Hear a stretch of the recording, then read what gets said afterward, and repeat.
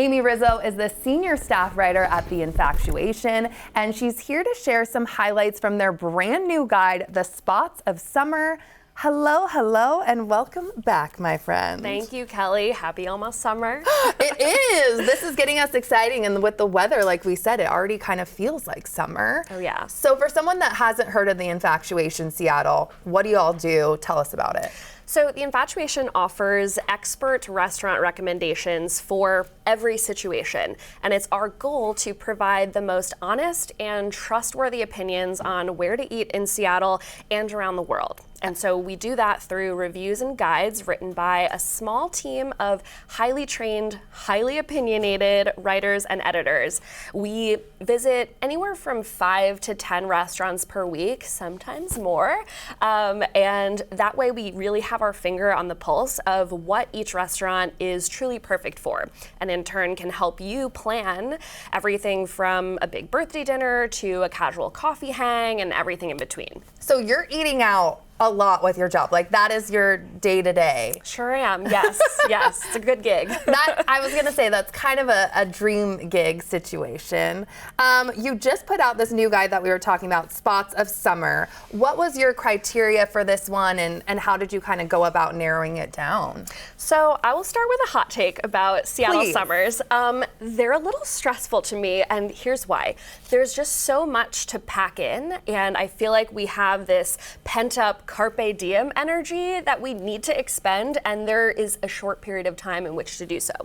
And so what we did here was compile a list of the spots of the summer. Me and my team at the Infatuation considered iconic summertime warm weather establishments, but also some new spots that may not have been on your radar but are worth your undivided attention this summer. Okay, then I want to get to the list that you have. You always have the best picks. So starting strong with barbecue, Outsider Barbecue. Yes, so this is a Fremont newcomer. They're on Leary Way, and they are serving some delicious barbecue with Turkish influence. Their smoked meats are excellent, and dare I say their brisket is the best in Seattle. Stop. But I really want to talk about their sides. So one side in particular is the corn casserole. Everyone's got to have this thing. So I can best describe it as almost like eating half-baked cornbread batter. It is super moist, delicious, salty, a little sweet, and tastes really good with a bite of pulled pork and mustardy barbecue sauce. And you can eat it all on their fire pit patio. I love a fire pit. For the summer, I mean, this is a newcomer that I feel like we have to check out. Moving right along, which also has an awesome outdoor space, Bongos. I am at least familiar with this one. Yes. To me, Green Lake is summer, and I love walking around that thing all the time. And if you've ever walked around the pedestrian loop, you know there's that one point at which things start to smell like grilled pork. And that is how you know you're almost at Bongos. And so it's on 99, and it is a gas station turned Caribbean restaurant. And in the summer, their patio turns into a total party. You've got people clinking pina coladas on the rocks, snacking on tostones and empanadas, and it's just such a great time once the sun comes out. And my go-to there is the spicy shrimp plate. They're not shy on the spice, but it is a very enjoyable heat that's cooled down nicely by Cuban black beans and creamy mango slaw. Just a really great, light post-Green Lake Lab dinner. Yum. Okay, next is something I've already been seeing on social media. I'm a big sandwich girly, and this is a newcomer in Pioneer Square. What's this one? Yes, so Bottega Gabriele is a brand new sandwich shop in Pioneer Square. It is a Sardinian deli, and they produce their own andouille, which is a spicy spreadable salami that turns everything it touches into very delicious stuff. And so it's featured prominently in their andouille special, which is a sandwich with the spread in question. It has briny artichokes and olive tapenade and a couple of different kinds of Italian cold cuts, all squished on very toasty olive oily focaccia. And it's just such a perfect sandwich to grab and head out to the new waterfront park to go for a little picnic and look at the water.